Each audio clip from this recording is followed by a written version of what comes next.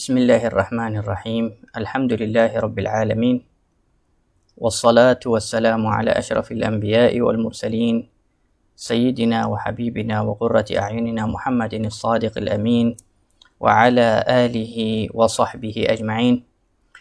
نوينا التعلم والتعليم والتذكر والتذكير والنفع والانتفاع والإفادة والاستفادة والحث على التمسك بكتاب الله وسنة رسوله صلى الله عليه وسلم والدعاء إلى الهدى والدلالة على الخير ابتغاء وجه الله ومرضاته وقربه وثوابه. سبحانك لا علم لنا إلا ما علمتنا إنك أنت العليم الحكيم. اللهم اغننا بالعلم وزينا بالحلم وأكرمنا بالتقوى وجملنا بالعافية. اللهم إنا نعوذ بك من علم لا ينفع ومن قلب لا يخشع ومن دعوة لا يستجاب لها. اللهم علمنا ما جهلنا وارزقنا العمل بما علمنا يا أرحم الراحمين. آمين آمين يا رب العالمين. Muslimin muslimat, tuan-tuan puan-puan yang dirahmati oleh Allah Subhanahu wa taala. Assalamualaikum warahmatullahi wabarakatuh. Alhamdulillah, kita bertemu lagi pada malam ni yang berkat, yang mulia, malam Jumaat. Kita mohon kepada Allah Subhanahu wa taala agar memberi kepada kita keampunan, kemuliaan dan rahmatnya. Nabi sallallahu alaihi wasallam bersabda, "Akthiru min as-salati alayya fi al-lailati al-gharra'i wal yawm al-azhar." Maknanya, banyak-banyaklah membaca salawat atasku di malam Jumaat dan di hari Jumaat. Maka di malam ni sunnah kita banyak membaca salawat atas Nabi sallallahu alaihi wasallam dan mengingati Rasulullah sallallahu alaihi wasallam. Antara perkara yang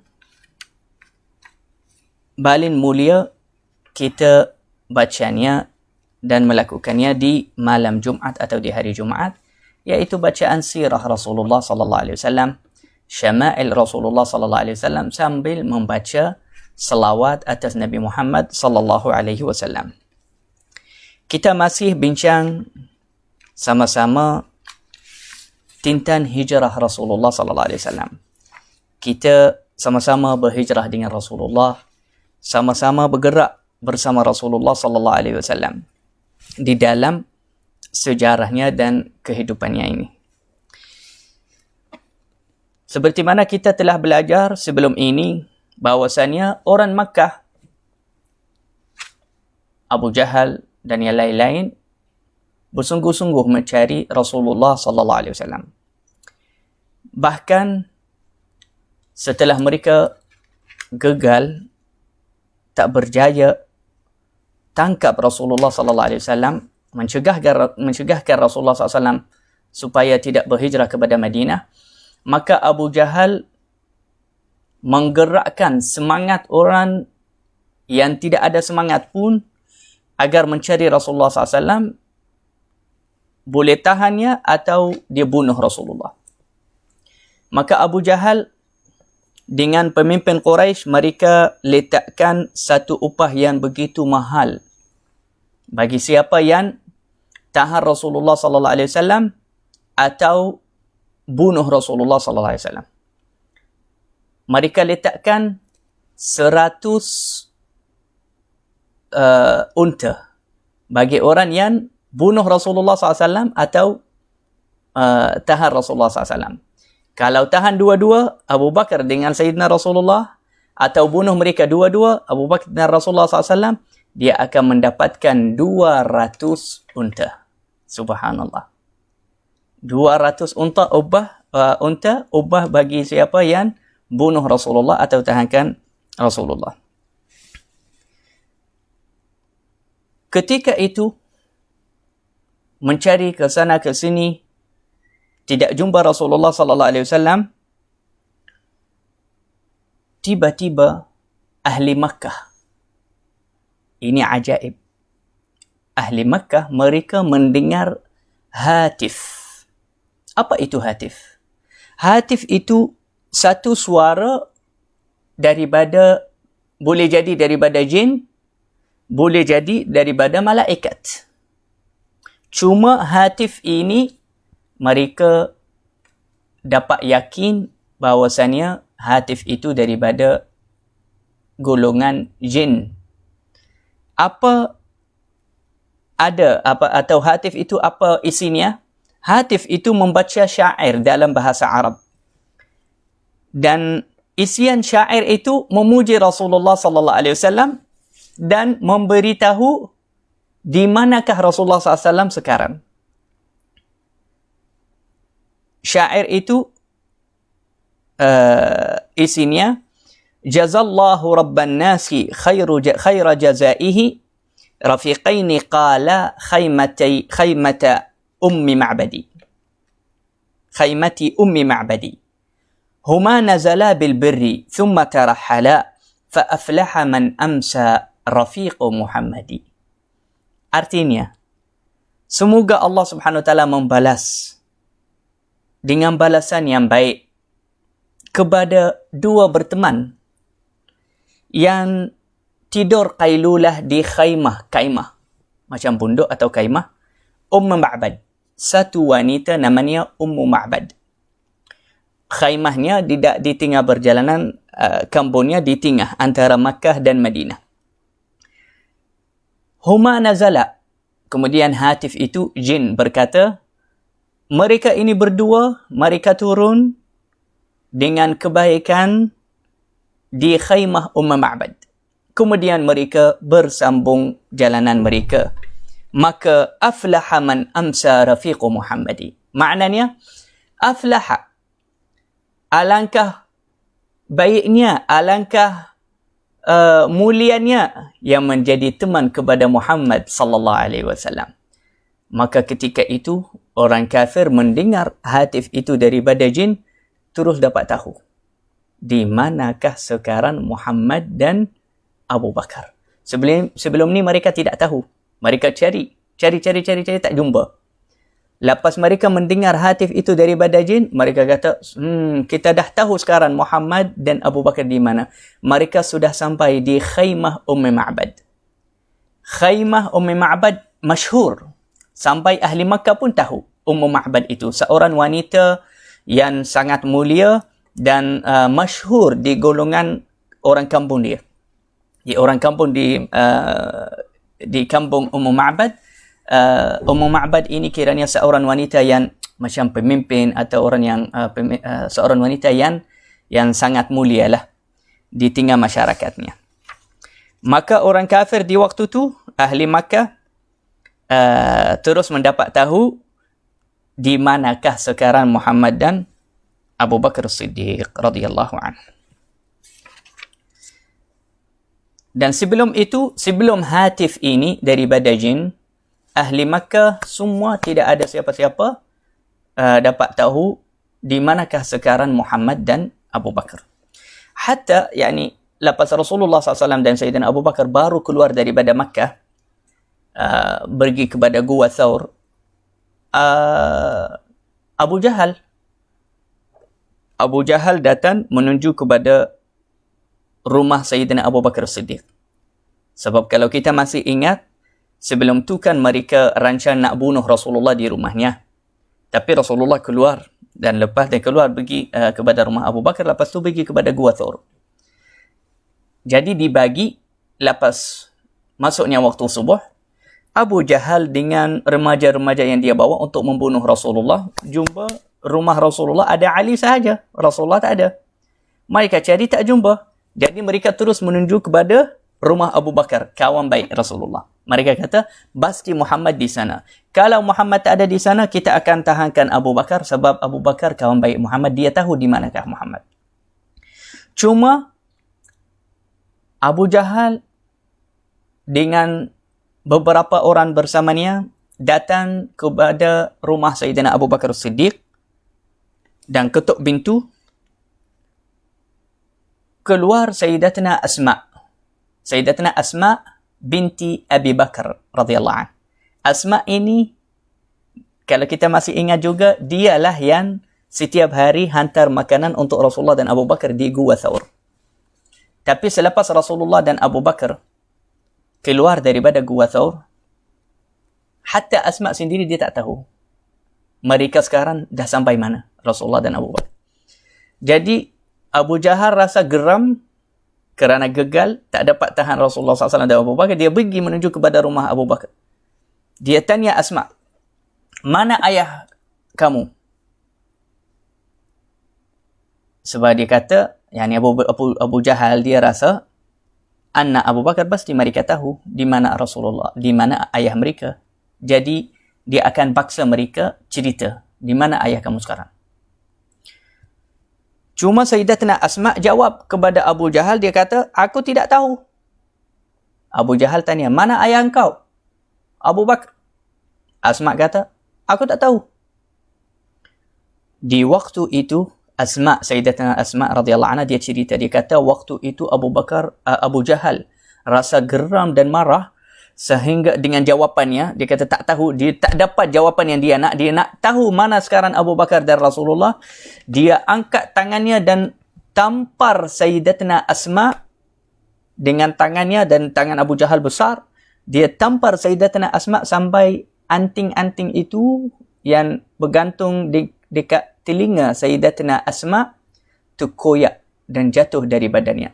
Yakni kulit syupin telinga Sayyidatina Asma tu koyak daripada kuatnya Abu Jahal la'anahullah tampar Sayyidatina Asma radhiyallahu anha. Semua itu kerana dia rasa geram dan dendam kepada Sayyidina Rasulullah SAW dan Sayyidina Abu Bakar radhiyallahu anhu. La ilaha illallah.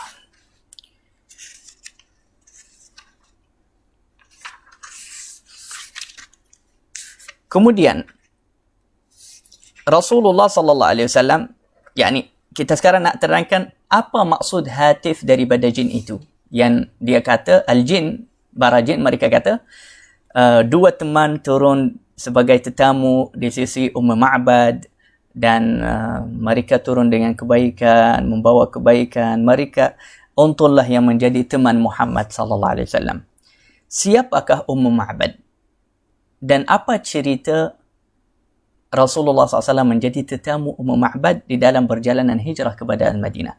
Cerita ini sangat ajaib dan luar biasa. La ilaha illallah. Ma'bad ini namanya Atikah. Ini nama Ma'bad. Ma'bad itu anaknya. Masih budak, umurnya belas tahun atau 10 tahun macam tu. Itu anak dia, namanya Ma'bad. Dia nama Ma'bad Atikah radhiyallahu anha kerana dia dah masuk Islam lepas tu. Dan rumahnya di satu kawasan yang bernama Qadid.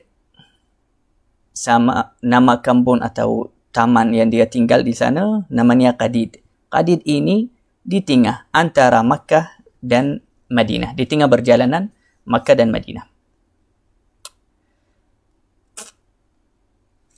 Cuma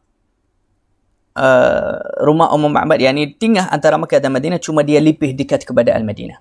Yakni dia dekat kepada Al-Madinah, jauh daripada Makkah. Ma'bad seorang wanita barizatan jalidah, yakni perempuan yang kuat, yang bertugas, yang mulia, yang bersuara dan ada kedudukannya di tengah masyarakat kampungnya yang bernama Qadid. Takhtabi bifina'i baitiha. Selalu kalau ada tetamu atau musafir lalu dari depan rumahnya khaymah sahaja, dia akan belanja mereka. Macam-macam. Dia akan sembelih seekor kambing, bagi mereka makan, minum di luar khaymahnya di sana, tapi dia duduk dalam. Dia tak bercampur dengan lelaki. Cuma dia suka memuliakan tetamu, khususnya yang tinggal musafir, tidak ada makanan. Walaupun dia tidak mengenal kepada mereka. Ini antara akhlak dan sifat Sayyidatina Ma'bad radhiyallahu anha. Dia suka tetamu, suka memuliakan tetamu, suka memberi makan dan minum kepada orang yang lalu dari depan rumahnya walaupun dia tidak mengenal kepada mereka. Cuma di hari itu ada dua tetamu yang luar biasa. Sangat mulia, sangat agung. Tetamu yang paling mulia di atas muka bumi di waktu itu. Yaitu, dan di sepanjang waktu sampai hari kiamat. Yaitu Sayyidina Rasulullah SAW dan Sayyidina Abu Bakar Siddiq. Lepas Rasulullah dan Sayyidina Abu Bakar sampai kepada khaymah Ummu Ma'bad, mereka minta daripada Ummu Ma'bad laham, kambing dan kurma. Juga laban, susu daripada kambing dia. Mereka nak beli. Sayyidina Abu Bakar dan Rasulullah, mereka nak beli. Mereka kata, saya nak kamu sembelih satu ekor kambing, bagi kita dagingnya, masak semua siap. Kita nak bawa, nak makan, juga nak bawa yang lebih sekali. Nak kurma juga, nak beli kurma dari kamu. Nak beli susu juga daripada kambing kamu. Ummu Ma'bad, dia jawab kepada Rasulullah dan Abu Bakar. Dia kata, "Lau kanat indana syai' ma a'waznakum." Maksudnya, kalau ada betul-betul di rumah saya ni ada kurma, ada daging kambing, ada susu, ada rezeki lah yang kita boleh jual, saya takkan susahkan kamu semua ni sampai beli.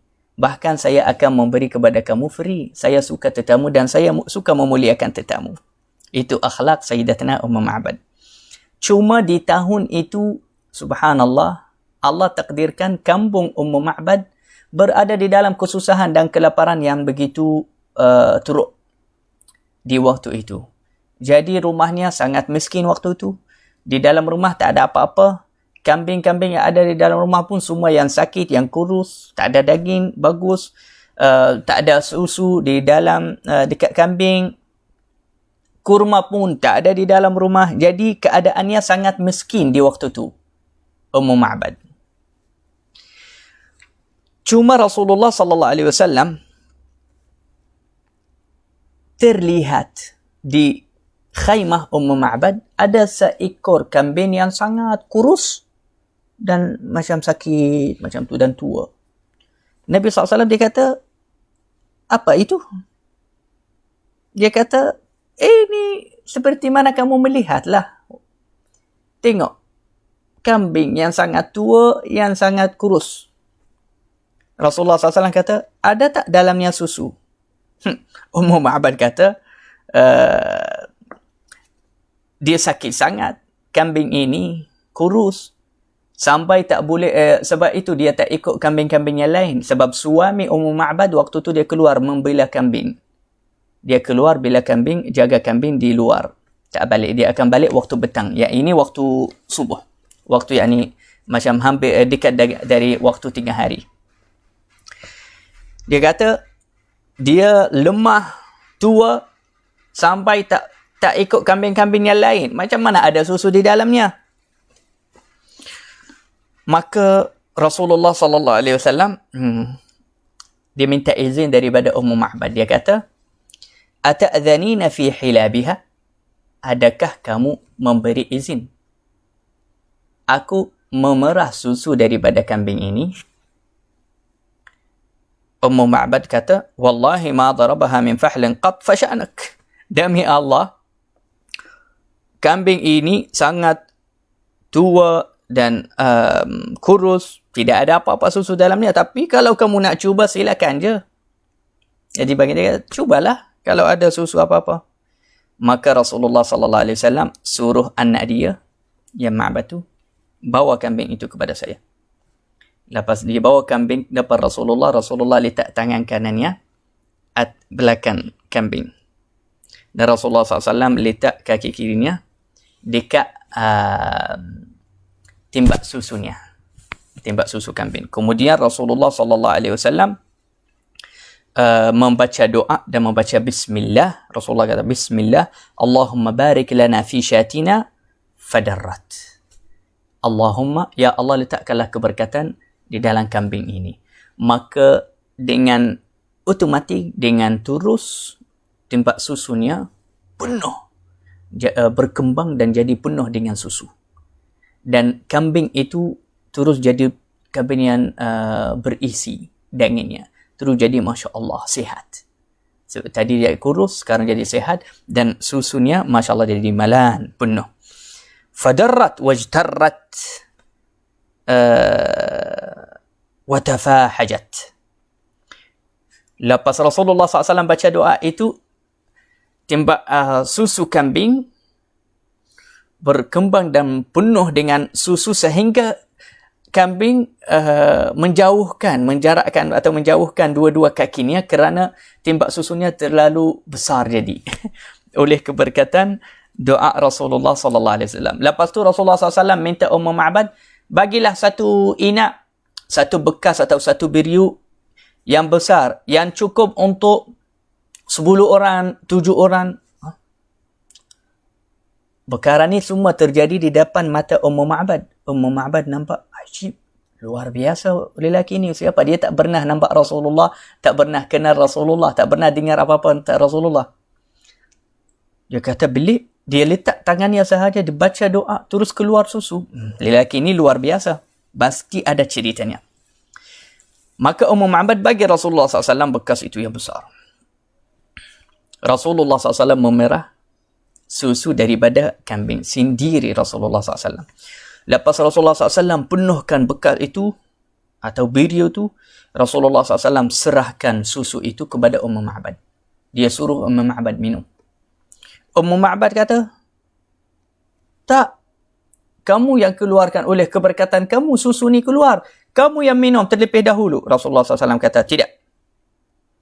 Kamu yang minum terlebih dahulu. Kamu tuan kambing ini, kamu tuan rumah.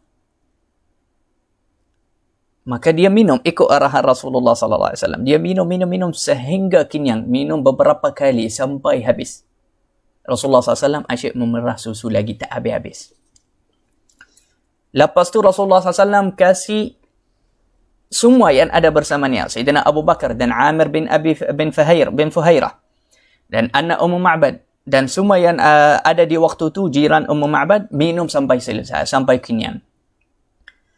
Lepas mereka selesai minum, barulah Rasulullah SAW minum. Kemudian Rasulullah SAW bersabda, Saqil qaum akhiruhum syurba.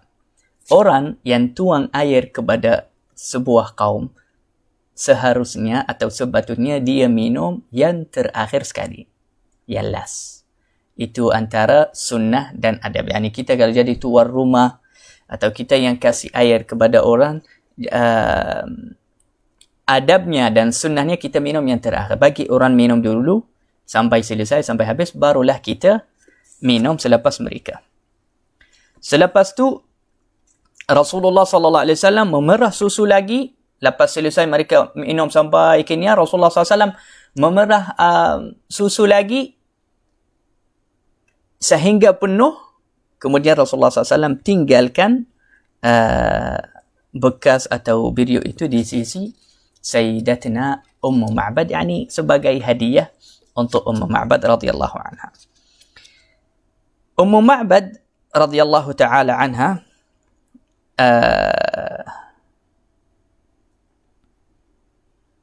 dia cerita, dia kata,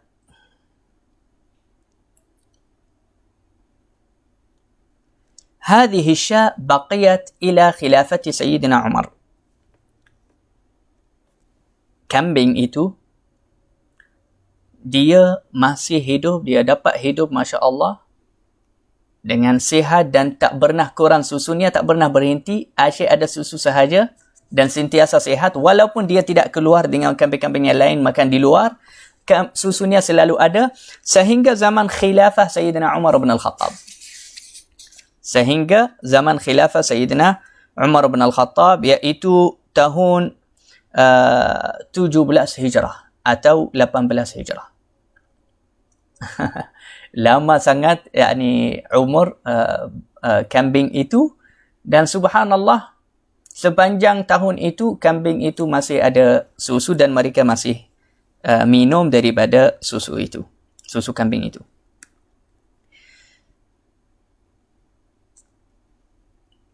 La ilaha illallah Muhammadur Rasulullah SAW.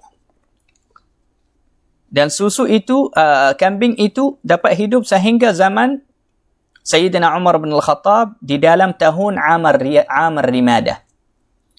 Ar-Ramadah, Ar-Ramadah, tahun Ar-Ramadah.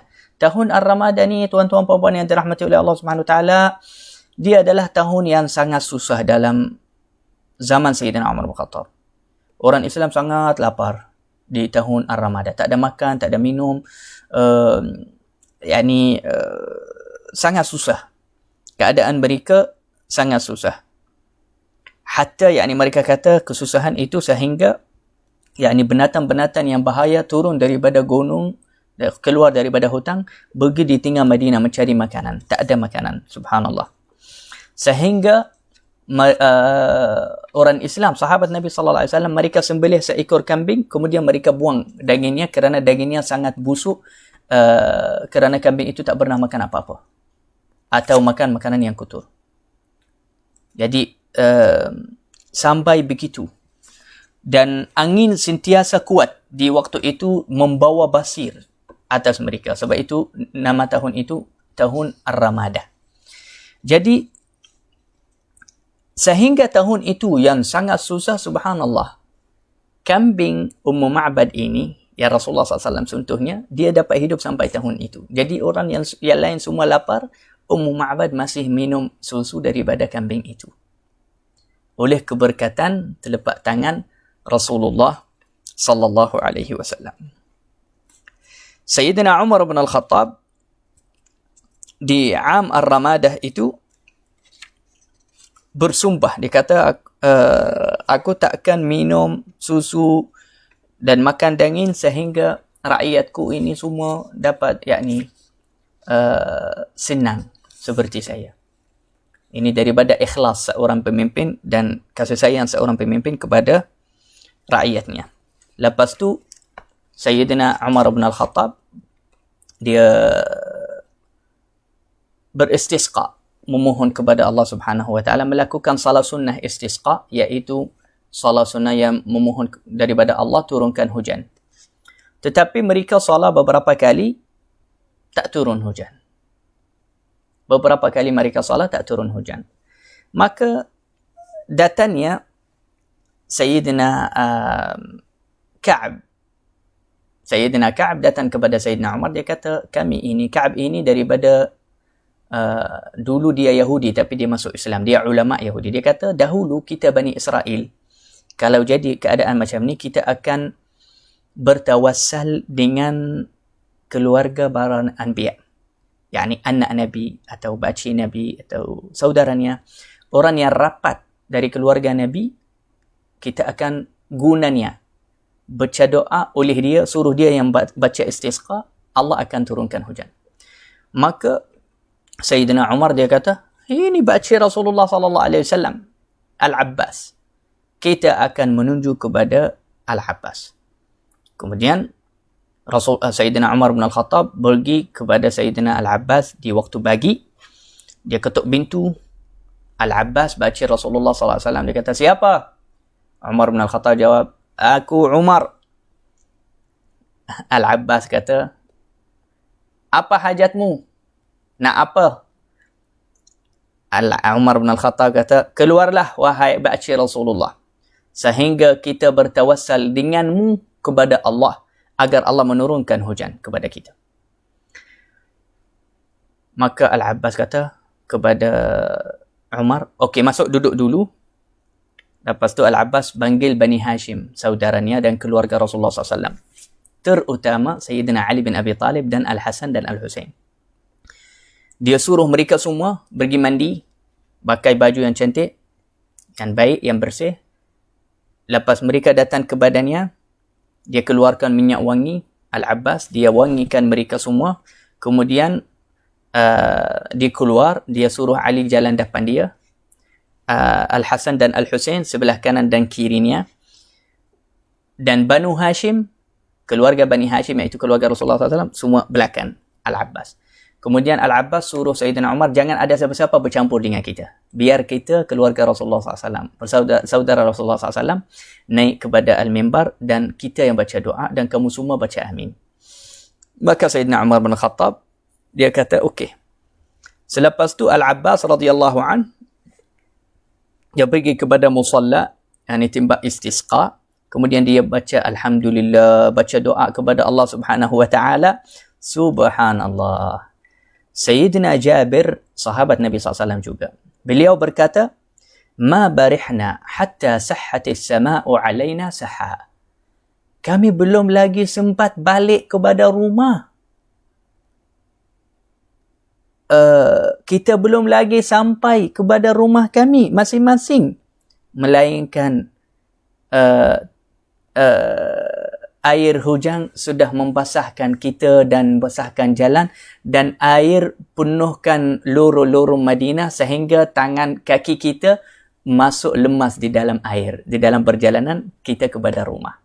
Maknanya Allah Subhanahu wa Ta'ala terus mengkabul atau menerima tawassal dengan keluarga Rasulullah SAW, dengan orang yang rapat dengan Rasulullah, seperti bacir Rasulullah SAW dan cucu dan zuriat Rasulullah SAW. Bagaimana kalau kita bertawassal dengan Rasulullah sallallahu alaihi wasallam? Jadi itu tahun ini di dalam Islam namanya tahun Ar-Ramadah. Apa maksud tahun Ar-Ramadah? Yani tahun yang paling susah di zaman Sayyidina Umar bin Al-Khattab, dan Allah selesaikan dan menangkatkan bala dan musibah itu, iaitu kelaparan dan kesusahan, oleh keberkatan salat istisqa dan tawassul oleh keluarga Rasulullah sallallahu alaihi wasallam.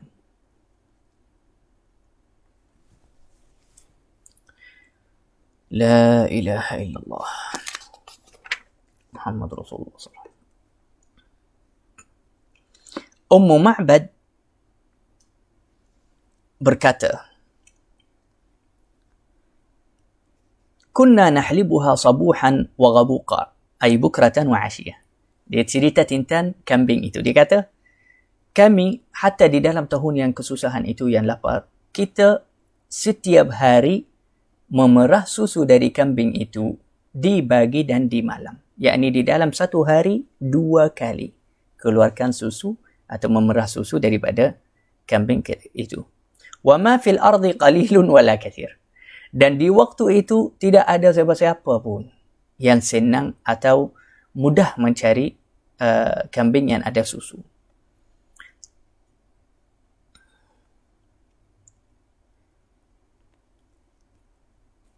Lepas tu Rasulullah SAW dan Sayyidina Abu Bakar As-Siddiq sambung perjalanan mereka kepada Al-Madinah.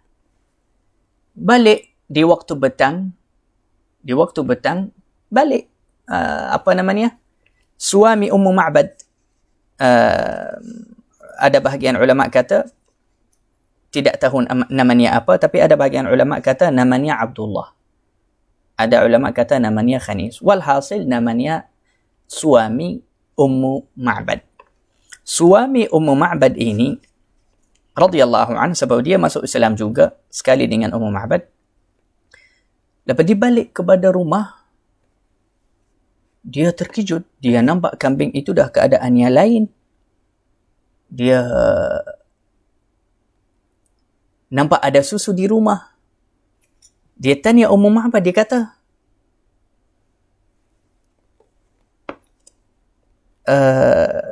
Ma hadha laban wala halub fil bait. Dari mana susu ini? Walhal tidak ada kambing yang ada susu di dalam rumah ini. Wahai isteri. Di waktu itu Sayyidatna Ummu Ma'bad jawab kepada suaminya. Dia kata, Marra bina rajulun mubarak. Telah lalu sebentar tadi di rumah kita ini seorang lelaki yang berkat. Terkejut suaminya dan dia nak tahu. Memang luar biasa sebab tak ada susu. Kampung kita pun susah nak jumpa ada yang ada susu. rumput-rumput pun dibasir di jalan, tak ada untuk kambing kita makan. Memang lelaki ini berkat. Maka dia tanya isterinya, Sayyidatina Ummu Ma'bad. Dia kata, sifihi, yakni ceritalah kepadaku sifatnya, yakni cerita apa syama'ilnya, apa sifat-sifatnya. Mukanya macam mana, pakaiannya, siapa lelaki itu? Macam mana dia?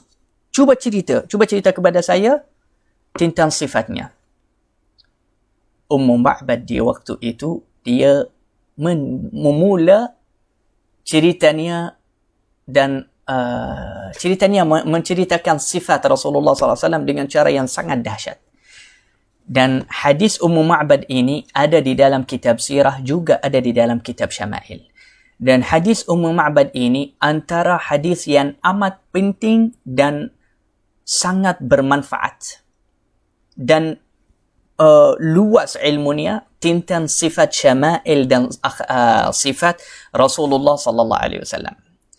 Hatta yani ada ulama khas yang mensyarah dan membahaskan hadis Ummu Ma'bad ini. Walhal yani subhanallah, Ummu Ma'bad baru jumpa Rasulullah SAW beberapa jam sahaja. Tetapi di dalam beberapa jam itu, Ummu Ma'bad telah menghafal dan simpan di dalam khayal dan pemikirannya dan otaknya surah atau gambaran Rasulullah SAW dan sifat Rasulullah sallallahu alaihi wasallam. Tetapi insya-Allah pada esok, bagi siapa yang rindu nak dengar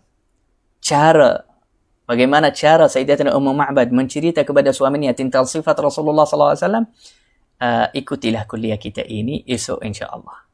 Esok insya-Allah kita akan menceritakan hadis syama'il. Hadis ini dalam sirah, tapi ulama panggilnya hadis syama'il. Sebab apa? Sebab Ummu Ma'bad menceritakan di dalam hadis ini sifat Rasulullah sallallahu alaihi wasallam, dan semuanya sifat yang sangat terperinci dan sangat ada di dalam diri Rasulullah sallallahu alaihi wasallam.